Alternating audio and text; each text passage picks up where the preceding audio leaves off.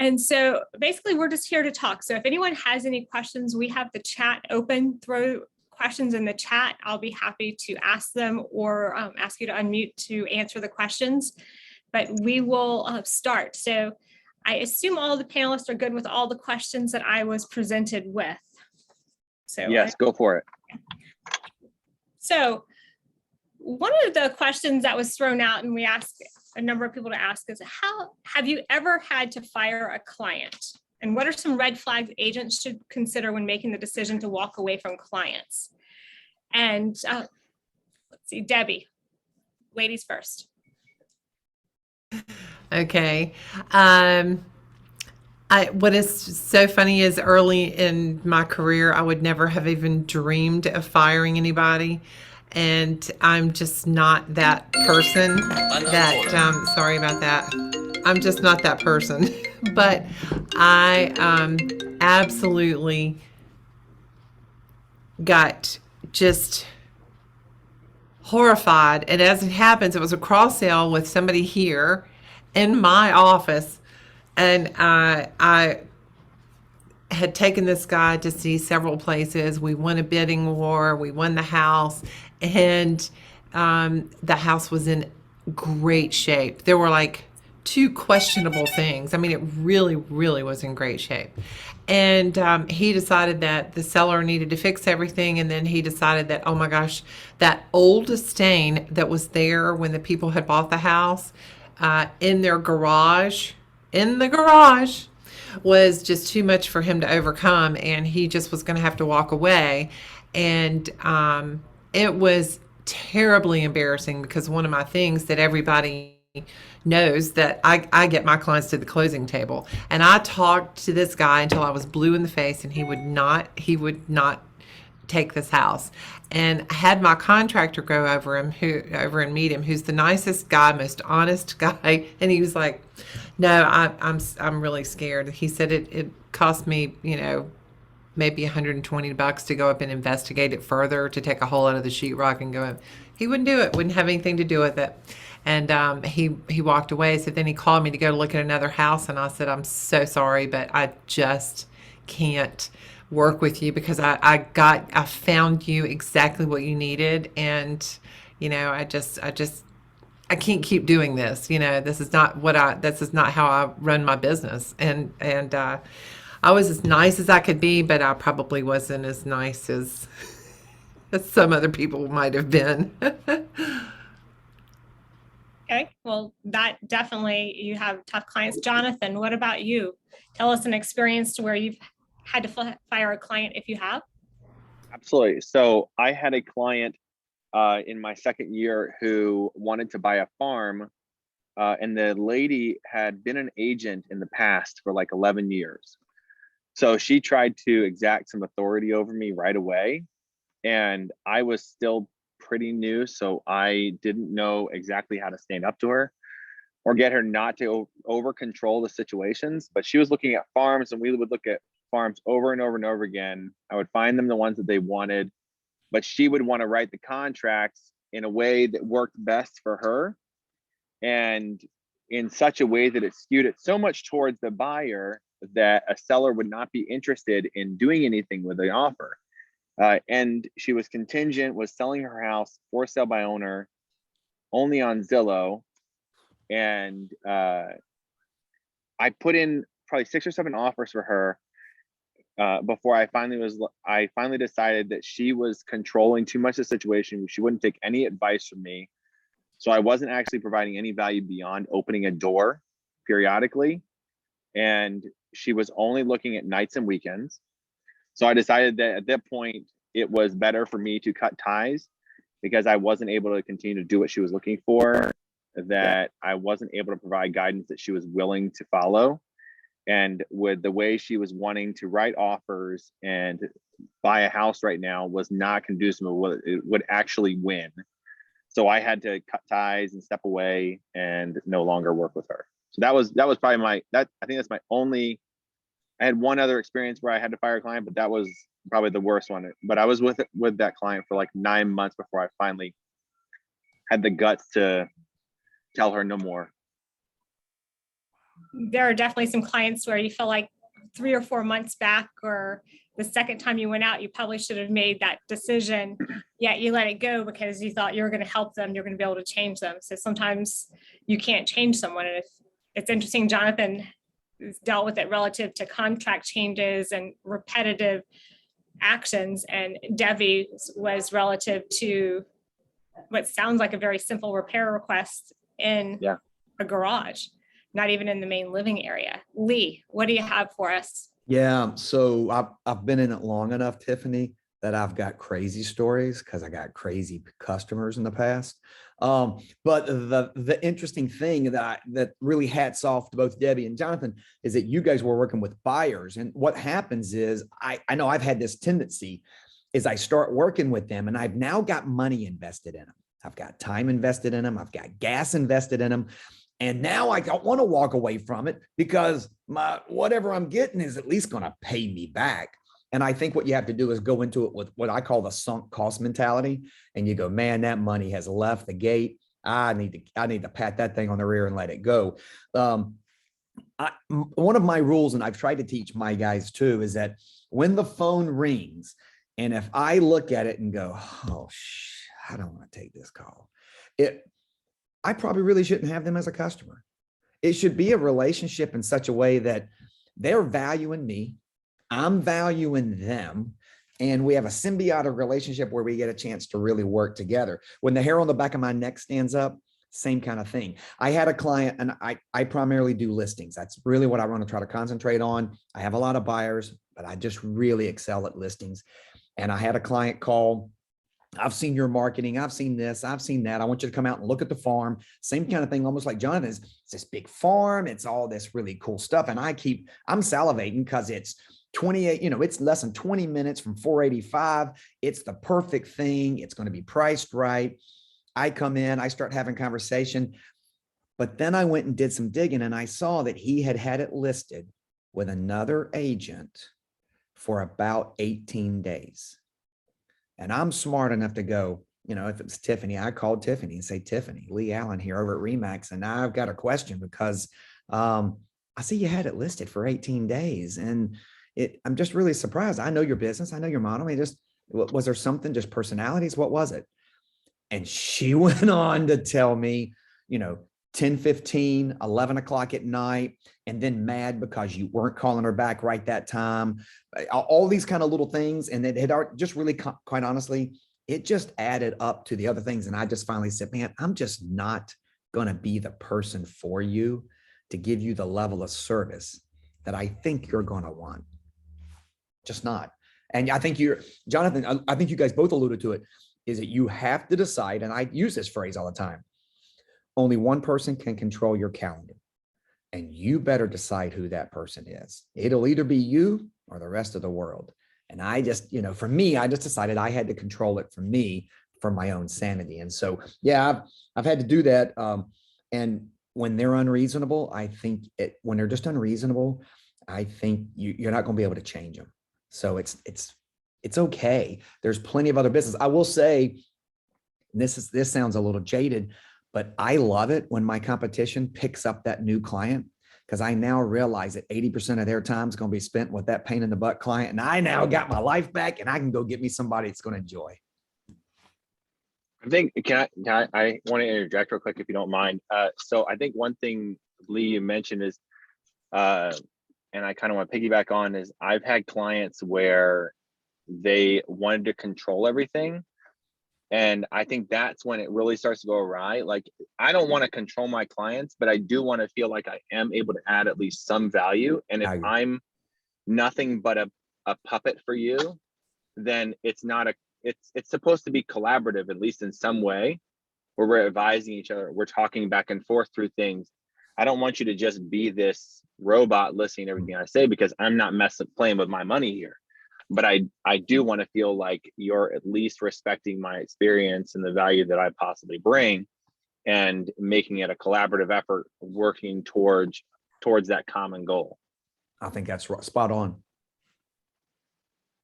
That's very true. And oftentimes, as Lee said, you want to control your own calendar. And early on, I felt like I was being run ragged by clients. And I was thinking, I'm never going to have any time to go to my daughter's activities. I'm never going to have any time for a life or to do anything besides sell real estate. And then it hit me. It's like, you know what? I can have appointments. No one needs to know what they are. And I'm going to start using that. And at this point, I say I've got family commitments. But at that time, I said, oh, I've got another appointment at 5 o'clock today. Could I meet you at 7 o'clock, or can we meet at 3 o'clock? So I didn't miss the family activities. And I think that's one thing a lot of us get into a cycle of, is particularly with the showings, how do we slow it down? How do we pace it so that we can keep up and we can have that personal life as well as the business life that we want to? And it's achievable. It just takes a lot of balance with us. For sure. So moving on to our next question. Have you ever had a client or agent falsely accuse you of something? And how did you handle it if you have? Does anyone want to go first? I'm happy to. Go for it.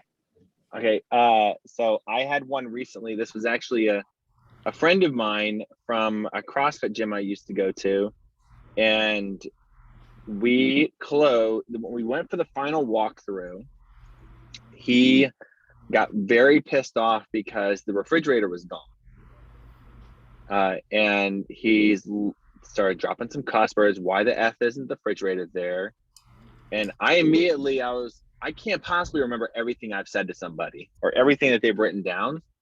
So I, of course, had the hair stand up on the back of my neck where I was worried, like, did I make a mistake? Am I buying someone a refrigerator? Because I've done that before.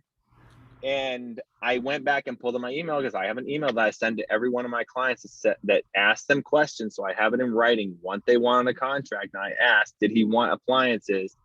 If so, what appliances? Be specific. Tell me exactly what they are so I can put them on the contract. And he wrote none. He wanted none. And the refrigerator was not included in MLS or anything like that. So it was gone. And I told him that. He's like, I didn't know I needed to ask for a refrigerator. I'm like, well, I put it on there. We talked about it. I'm sorry it's not there. I don't want this to be something that's going to ruin this for you. But this is something that you didn't ask for. Well, you should have told me that I needed to ask for that. So I actually heard someone say the other day that this is one of the few jobs where we are blamed for everyone else's decisions. And that's what it is, that I was being blamed for his decision, and he accused me of not putting it on there. And then it got worse because they moved into the house and found out that the floodplain that was listed in the disclosures and discussed about as well was an issue for them, and that it pooled in an area where they wanted to put a little volleyball court, but that it went away pretty quickly. And he came after me saying that I should have encouraged him to not buy this property because of the floodplain, and that the sellers should have disclosed more about how bad it was, that they tried to sugarcoat it. And they absolutely went from 0 to 100 on being happy to completely pissed off. And I responded to each one of his very long-winded, cuss word-ridden emails that he sent me. And then I finally got to the point, it was several days after the transaction, I ended up speaking to the real estate commission and asking them what I should do. And they're like, well, once you close, your duties as a buyer's agent are effectively over. So I finally emailed them back and said, listen, I'm sorry that this turned out the way that it did. I wish it didn't. Like I said, I'd be happy to give you a credit or help pay for a new refrigerator to try to suffice for some of this, but it's not because I've done something wrong. I did everything correctly in this, and this is something that you are blaming me for, but I cannot have done anything extra for you to make you more aware of it. And I was like, if that's what you want, that's fine, but if not, then I think we just go ahead and cut what we're doing and stop talking about it and move on from each other. What did he choose? He emailed me back one more time, called me an asshole, and now we're not friends on Instagram anymore. I'm so sorry, Jonathan. I know you missed that friend fine. on IG. No, I know. He posted so many good pictures of Led Zeppelin. Oh. No, it was a unique experience, but it sucks when that happens because it is somebody blowing up on you. Again, like I said, like we're blamed for somebody else's decision, and that's never a good thing. And you actually, one thing Lee said was that, you know, when a client calls, you don't want to have your hair stand up on the back of your neck. And I've had a couple clients that were like that, and I stuck it through with them. But there's some clients where I have a worry, and I've even mentioned to my wife and said, like, this is the type of person that if I do anything wrong, they're the type that would for sure come after me and try and mess my life up. Right. Like they would get vindictive really quickly. Right. So it's hard when you have that, and that's kind of what it became with him. But I knew that I was fine. I hadn't done anything wrong.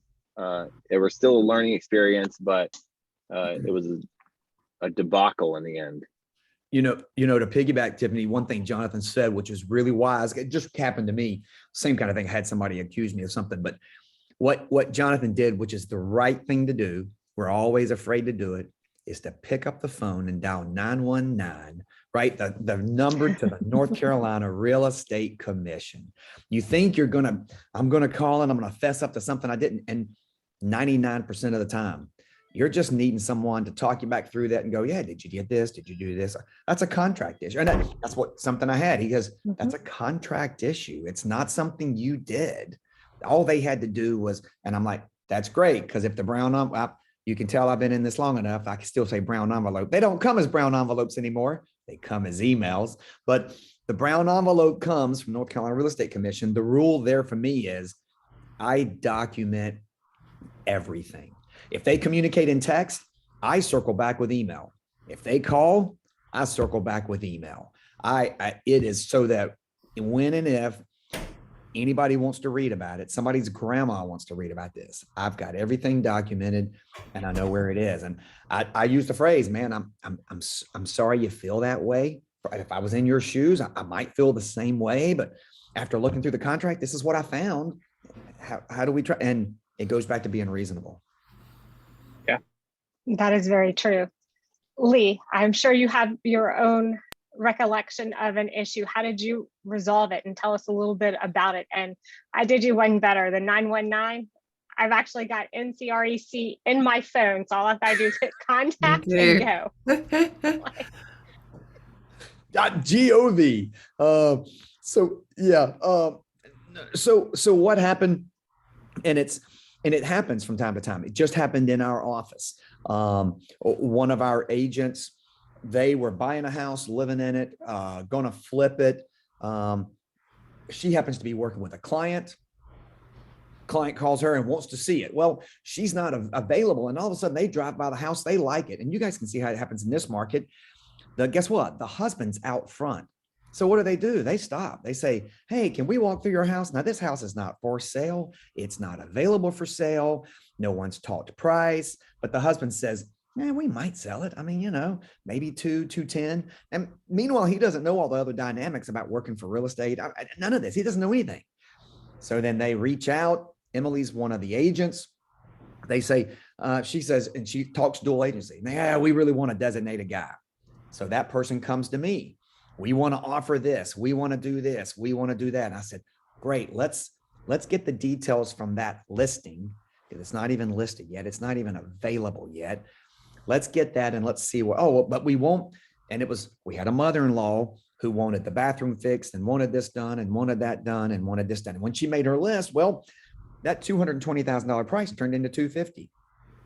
So we said, well, that's going to be the price. Well, guess what? You're only qualified for $180,000.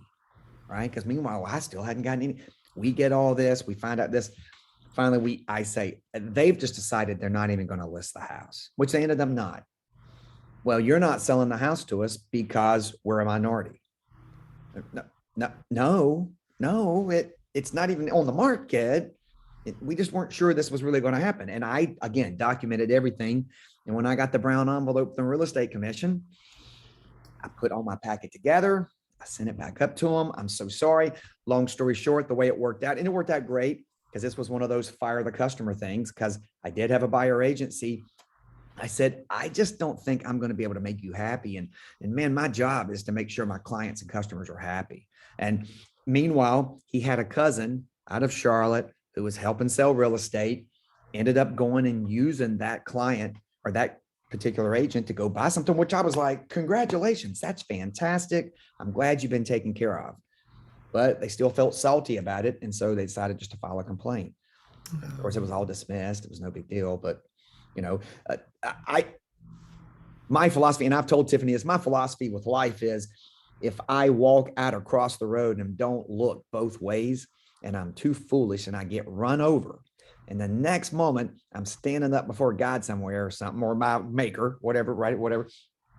He'll look down and go, or she'll look down and go, you are not the smartest cookie I ever made, but you weren't hoodooing somebody. All right. That's a win for me. Right. And so just being sure you're transparent, being sure you document absolutely everything. Trust the process.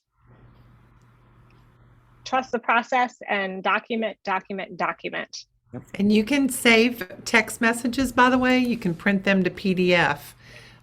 So that's another file that I keep in my files. So the text messages. And from a technology standpoint, there are some places that can just take all of your texts and store them as well without having to download them. So if you're using text and a text heavy person, make sure that you have the technology behind you, or you're using the PDFs to store stuff, because the things that you think aren't a big deal always come back. Yeah. And the stories I could tell, it was crazy. I wish I could have an anonymous blog that just like said, don't do this, don't do that. Can you imagine this? But next question, Debbie, this is for you. How did you deal with an angry listing agent when you were representing the buyer? Oh my goodness. I feel like we do everything to make them so happy these days, but which one? I mean, it is so crazy how people have they just develop attitudes, and it seems like it's gotten worse now because sellers kind of rule the roost, so the listing agents have become the same a little bit.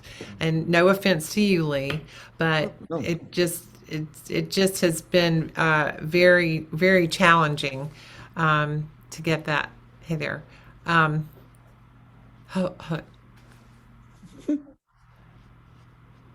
I help you?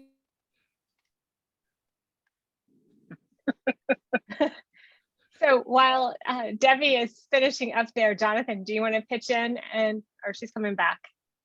I'm so sorry about that. Somebody lost in the hallway here. That's okay. Thanks, Jackie. Anyway, sorry about that. But I basically, my simple rule is just kill them with kindness. They can be as jerky as they want to be with me. And I also usually will convert them to text or email because I don't like to be talked to like I'm not a human being on the phone. And I would rather have them put their nastiness in writing. That way, if I ever need to use it, then, I will. But I just try to kill them with kindness. That's literally what I do. And it works 90% of the time. And another thing that I do, and this is one of the big things that I think a lot of agents, communication is huge to me. And one of the things that I have found in this business is that a client will call me and say, we have a countertop microwave. Do you want us to leave it? Does the buyer want us to leave it? It wasn't listed in MLS. We're willing to leave it because there's no microwave here and da-da-da. So what do we do? So then I write the agent, the buyer's agent, and I'll say, hey, what do you want us to do? And they don't respond for 2 days. But by the end of that day, I'm responding to my client and saying, I have put the question out there. I just have not heard back. I just want you to know that. And usually when this happens with all of these crazy listing agents and things, the communication, by the end of it, sometimes the seller or the buyer, my buyer, will know, like, oh my gosh, that agent was horrible. And I didn't complain about them. All I said was, I've put it out there. I haven't heard back. I will remind them again in the morning. And, I've not said anything bad about the other agent, but I've let my clients know I'm doing my job and I'm communicating. So, and I think that's a big thing when dealing with these agents. I've got an agent in the office right now that's having an issue with one like that, and it's just crazy. Like, I don't know why people want to be. You can catch so many more flies with honey than vinegar. I don't get that mentality of being nasty and rude to people. I agree with you, Debbie. And putting it in writing, again, I think the theme here is you can talk on the phone, you can have conversations in person, but refer it back to as per our discussion and put it in writing. And as you start talking about personal property, that's a huge thing. And Yes. making sure that from the get-go, everyone is very clear and you're never vague when it comes to personal property. Because the minute you become vague is the minute you start having issues. And if you say something like all the personal household items or all the household items, you got to definitely define it down and narrow it down to say, these are the things, or this is what's leaving, because otherwise you do end up in situations that you don't want to be in the day of the walkthrough. But Yeah, I know, Jonathan, you have a great angry listing agent story, I'm sure. Can you tell us a little bit about how you handled situations when the other side got a little ornery with you? So, I mean, I can mention a couple. So part of the reason, just so everyone knows behind why I want to do this, is because I have my team and I have both male and female agents on my team. And I have noticed on so many occasions, agents pushing around newer agents or being dominant or domineering and controlling. And I just thought, like, there's got to be like some discussion about this so that we can start correcting it and finding ways through it. And part of that is because of listing agents that are, instead of having that collaborative attitude, they have that I'm in charge. I want to be the one that is leading this, as opposed to us working together towards that common goal. So I know my first transaction, I remember the agent's name, I remember his firm, I remember what we argued about specifically, because he screamed at me that I was an idiot for asking for repairs and told me that it was just ridiculous to ask for anything like that. And I was none the wiser. So I had to call up at the time Lori Knudsen to talk through how to handle the situation. And she basically told me, he's just being a jerk. Right. You can do whatever, you can ask for whatever you want. He's just trying to be tough with you. And I think there's so many times where some agents, they'll sniff out like this moment of weakness or this, or the fact that you're not nearly as sharky as them, you're a little bit more docile, that they just sniff it out and want to just feast on it. It's like that shark mentality where like they smell blood in the water and they just go after it. And then it just completely creates this toxic environment for the entire thing. So that happened with that guy where we requested some repairs. He was completely unwilling. He thought it was ridiculous to ask for him. I said, listen, we're asking for these repairs. I sent over the repair requests. I'm like, it's your job to just send it over to your client. And that's all we can do. So he was pissed at me about that. Or I know one of the agents on my team, she's had agents that she had one that was this fast talking guy. And he just talked extremely quick over top of her, right, and would try and tell her how to handle the client by saying, well, you just got to use that sweet personality and go back and talk to them, and trying to dictate how to do things, not in a nice way, but in a, you're just this little girl, you need to go back and talk to them. Sounded a little chauvinistic to me. That's what it is. It's very chauvinistic, and it's condescending. Right. And I've seen it before with other agents doing it to me, or and I don't know why it happens, but it does. And it could just be a different way that you've been taught and you've just run with it.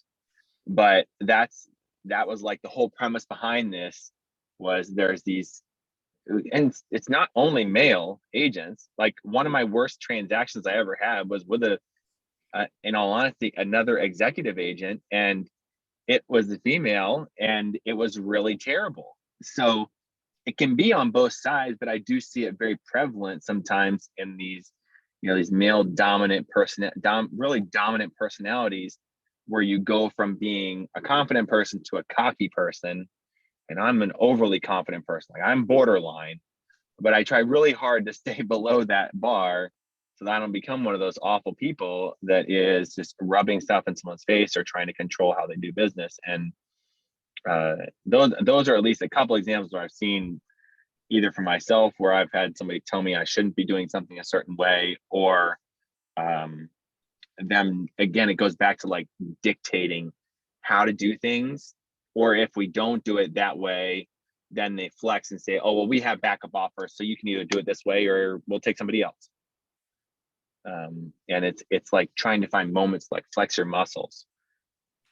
So Jonathan, I'm curious, don't you think, yes. Don't you think that comes from where what I hear from what you're saying is, which I've tried to always think, two things: the way I end a conversation is the way the next part of the conversation is going to begin.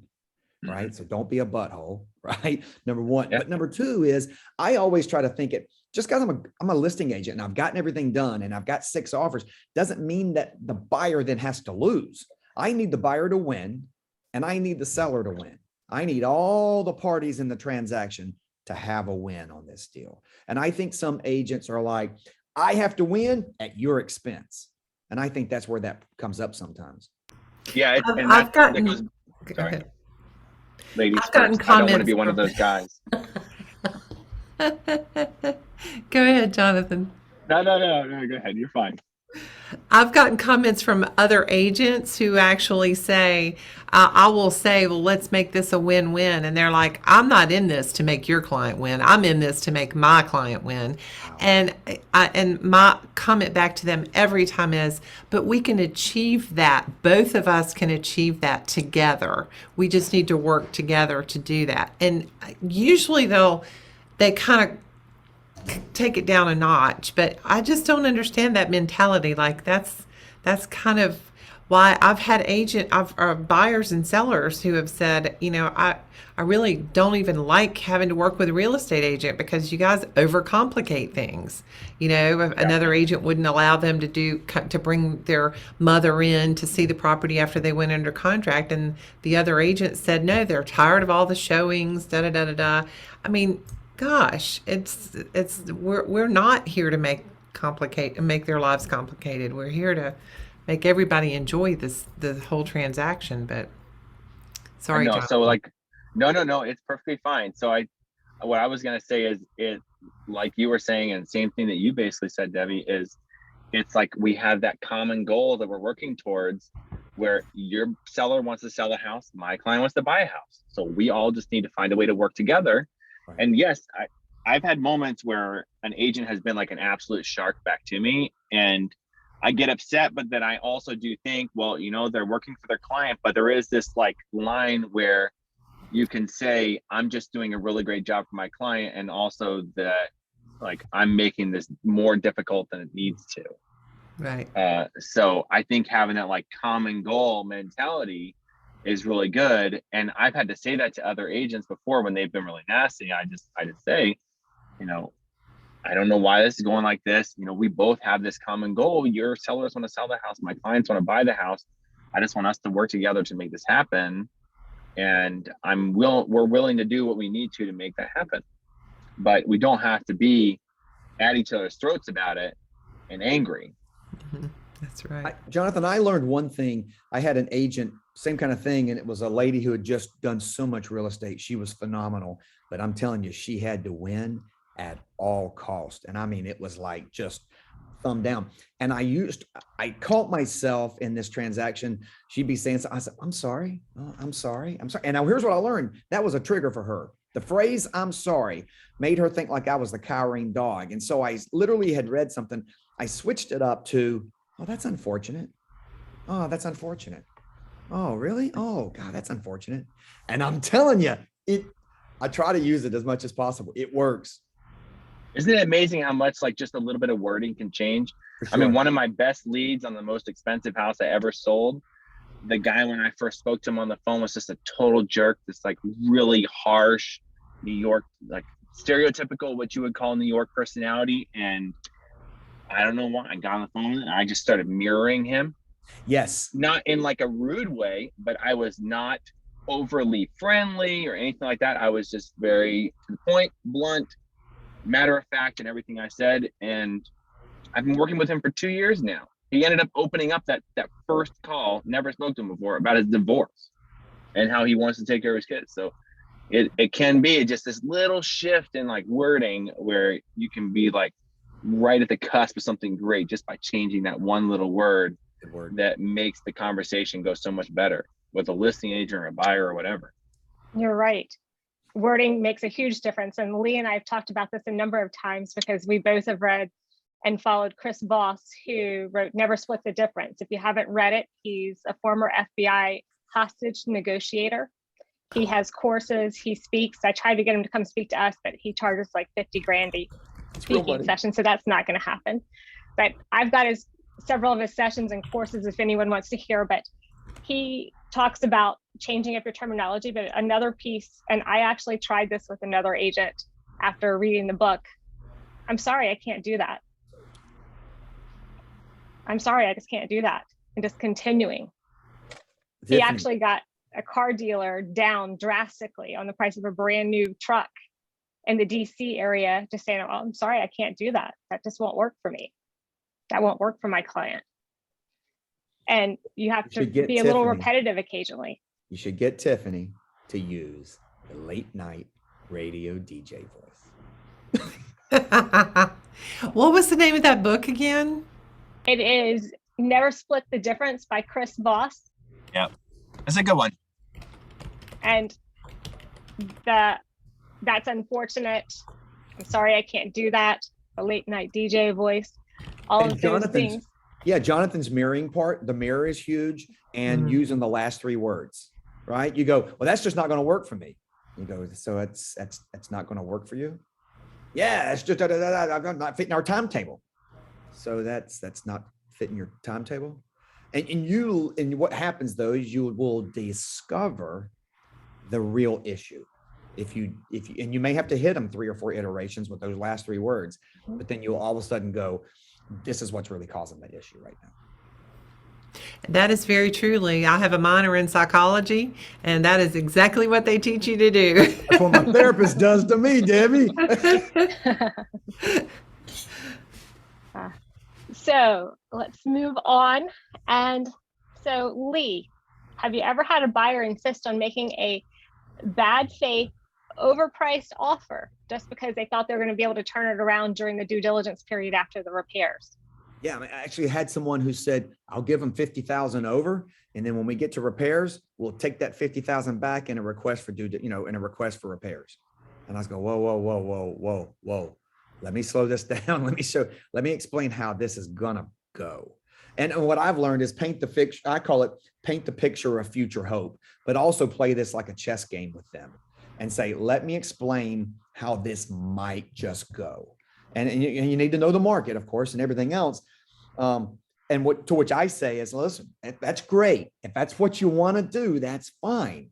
But man, there is no guarantee this is going to work because here's what the seller can do. And I literally, in my mind's eye, I switch my hat from buyer to seller, and I go, because that seller, let me just put you in the seller's shoes a second. You're going to come back. You're going to say that you're going to be the seller, okay? And that person's going to come back and ask for 50,000. He's going to be disappointed first and foremost. That's going to probably piss him off. Just so we're clear on that. You guys okay with ticking him off? Yeah, I'm fine with ticking him off. I don't have any problem. I'm still going to get it, but I'm just going to bump everybody else out of the way. Well, that client can either go, sure, I'll do that. They can tell you to go pound sand, okay?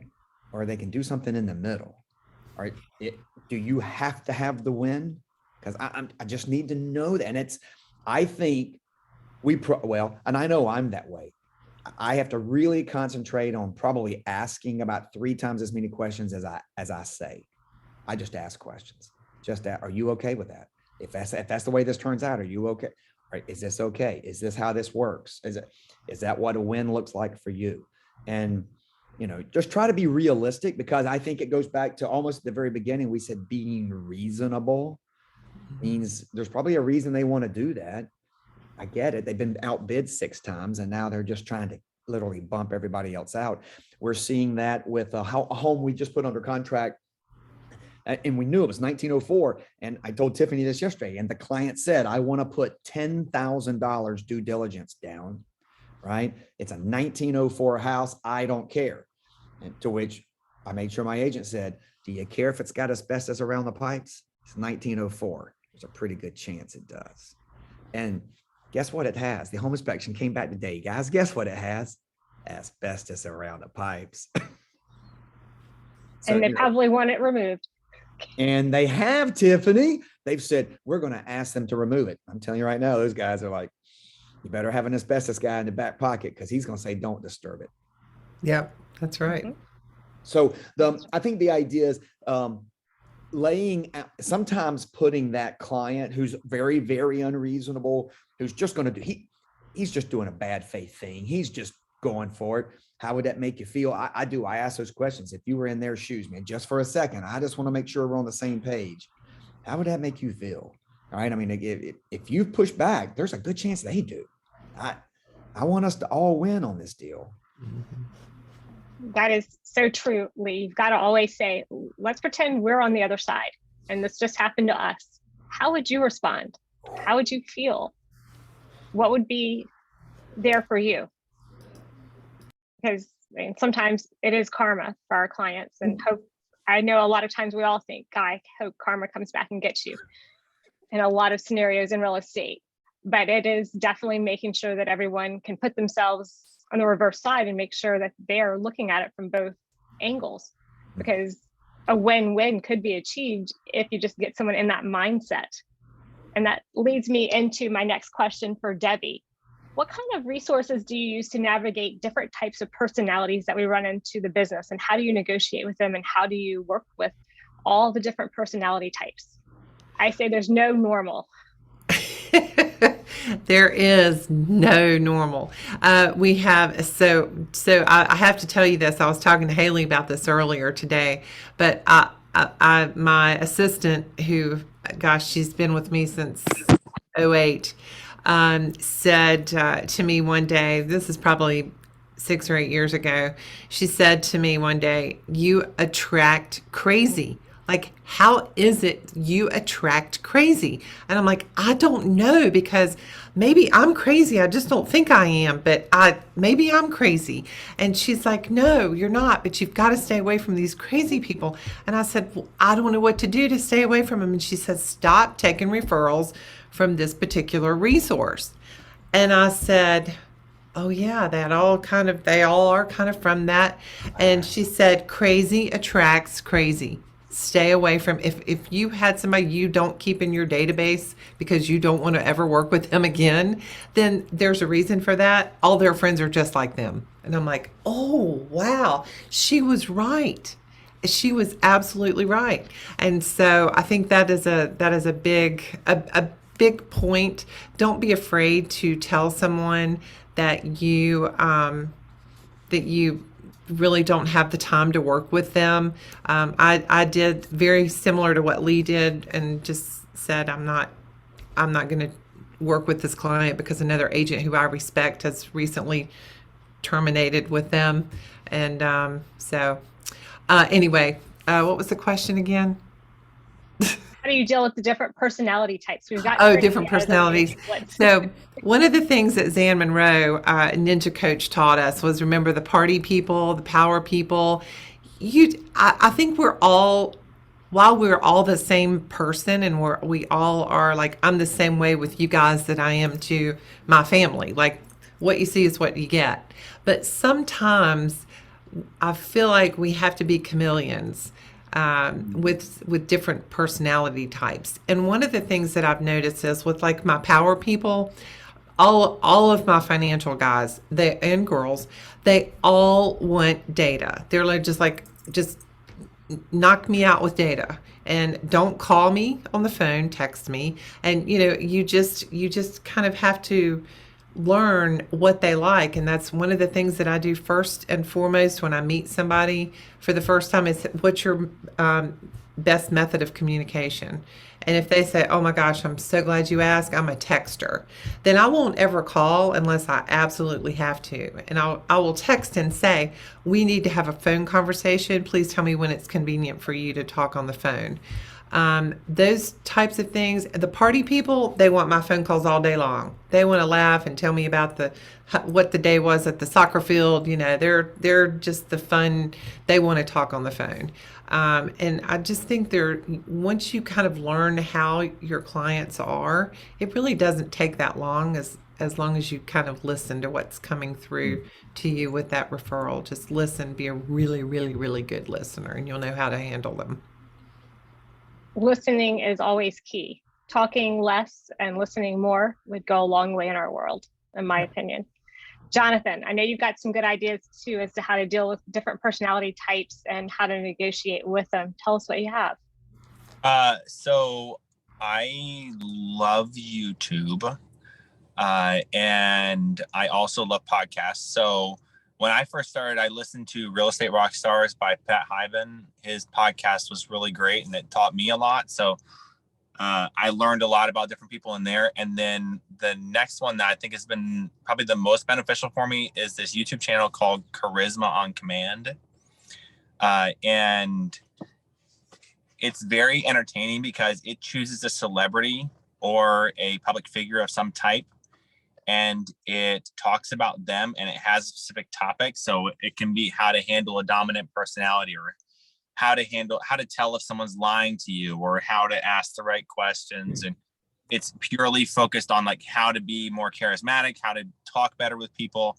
And I spend a lot of time like on YouTube, I would watch videos about how to have small talk, because if I go to a party, I'm very loud and I talk a lot on Zoom calls. But if I go to a party or something like that where I don't know anybody, or I only know like one person, if I'm not talking to that one person, up against the wall, counting people and watching. That's it.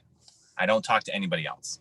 I'm very, very quiet. So Charisma on Command has been like a really cool YouTube channel for me to watch and listen to, because it talks about the celebrities, what makes it fun. And it shows how their different personalities navigate through talking with people or handling situations. And I've found it to be like extremely beneficial in like teaching me a lot of different skills on how to talk to people, whether or not they're analytical or not. It doesn't matter. Like I feel like I can talk to anybody now, especially if it's about real estate.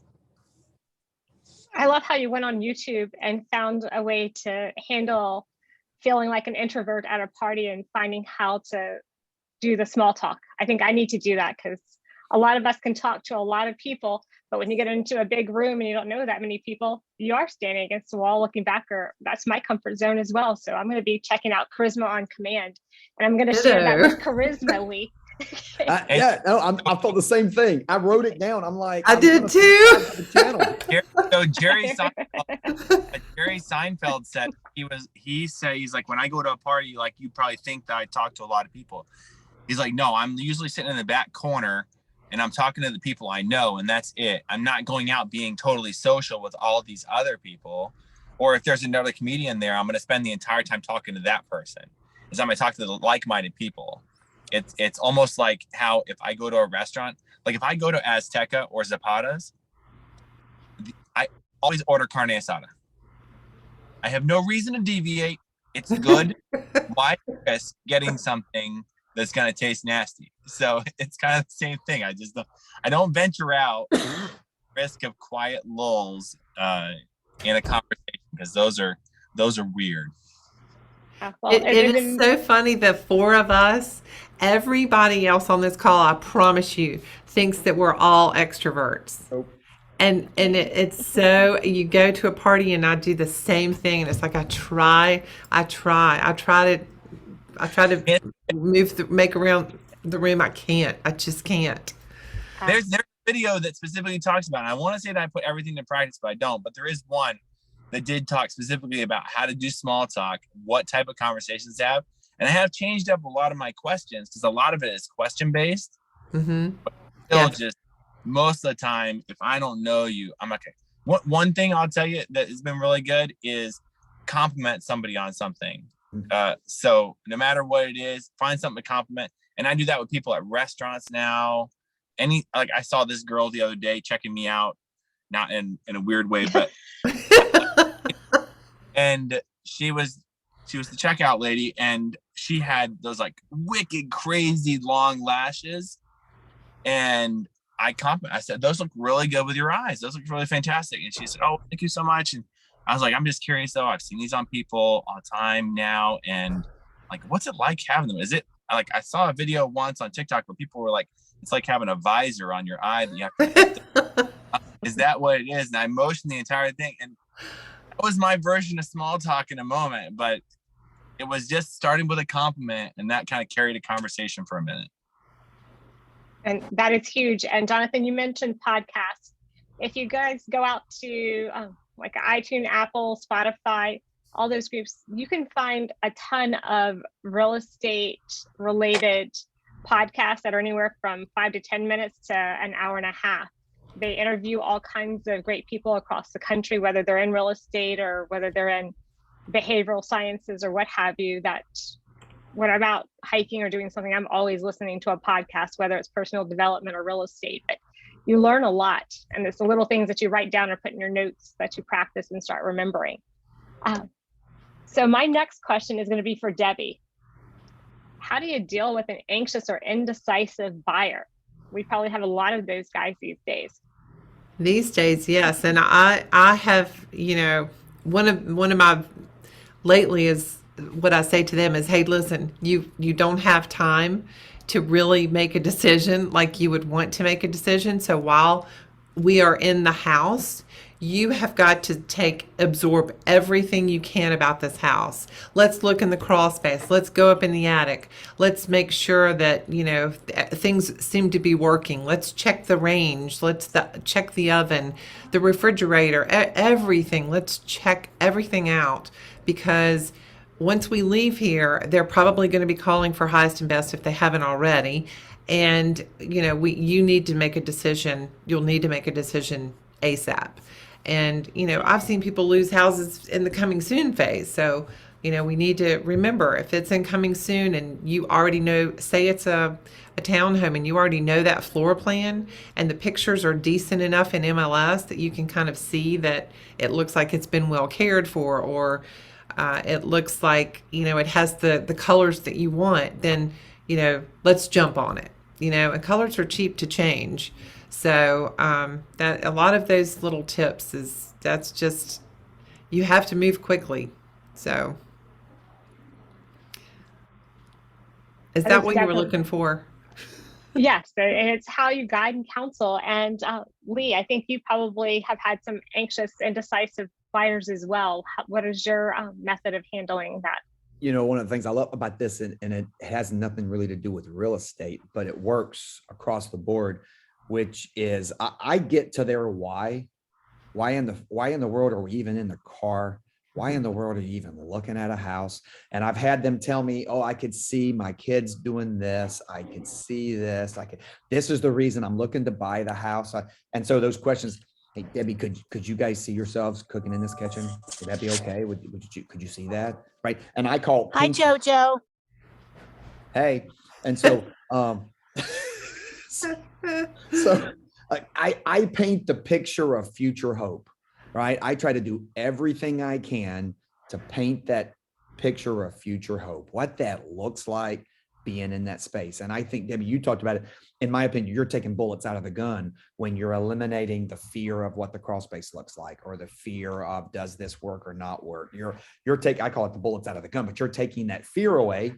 And I do the same kind of thing where I just paint the picture of future hope, man. This is what it's going to look like living here. It's going to look like being in that school district. It's what it's going to look like that. And that's the only way you can, because anxious is just fear, just pushing itself in between a decision. Right. And that's all that is. That's good stuff, Lee. Jonathan, have you ever experienced an agitated buyer who makes it personal? I feel like this goes back to that, I actually posted a video about it, and I think you commented on it, Tiffany, but that buyer who was mad about the refrigerator not being there. And I remember afterwards going to drive by his house after a storm to see how bad the water was, and honestly, like turning the corner onto his street, like hoping, praying that maybe like a lightning strike had started a small fire in the house that burned the whole thing down. But it didn't. But no, I mean, so tell me the question one more time. It was about agitated buyers, correct? Yes, it was. But maybe we should move on and talk about domineering and pushy cross-sell agents. Like, come on. Well, I didn't know we shouldn't be honest, okay? We gotta be honest about these things, right? Some of these buyers. This is being recorded, Jonathan. That's fine. It's fine. Listen, I put that's on social media. It's fine. It's a private group, but it's fine.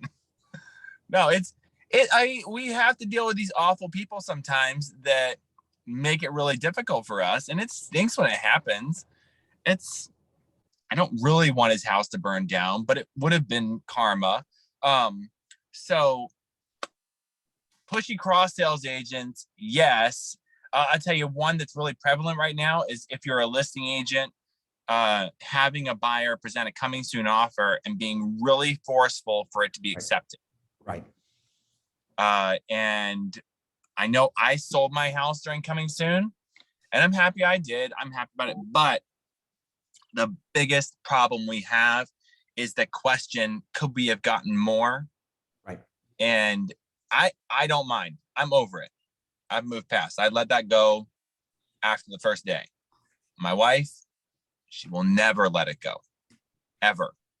So I just had a listing in Marvin where we had a bunch of offers, and we had one that came in that was during coming soon, and it was about $35,000 above the asking price, which was really good.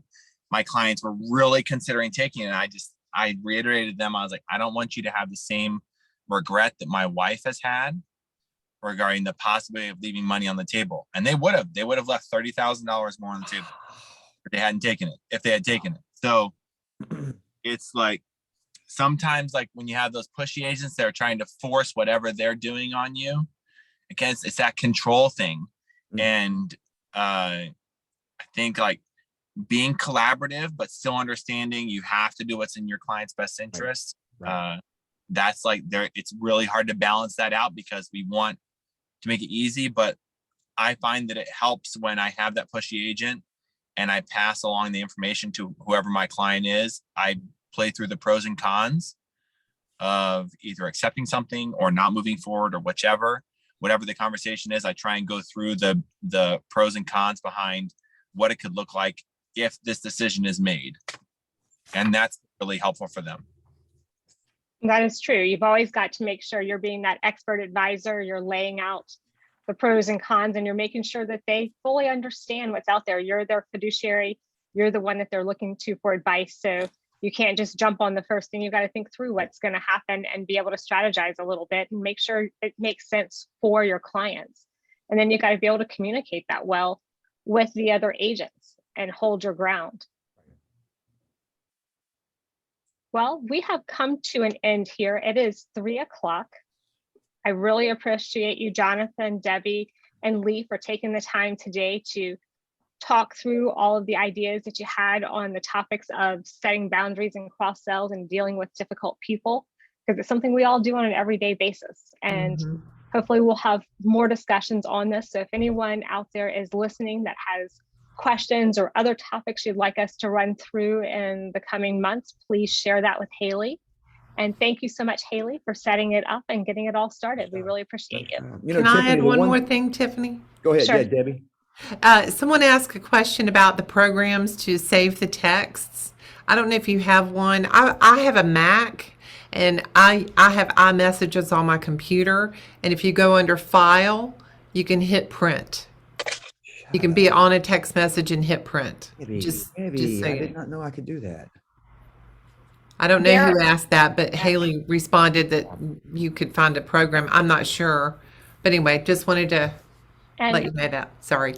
And look at our Facebook group. I'll post several coming up. I have a 3 o'clock Zoom call that I've got to get off of this one and pop back into that I'm hosting. So I will share the text information that I have via our Facebook group. And if you want to know it and you're not on our Facebook group, you should get on it. But if you don't do Facebook, just email me or text me and I'll share them. Thanks, guys. Thanks, Thanks, everybody. guys. Bye. Bye. Bye.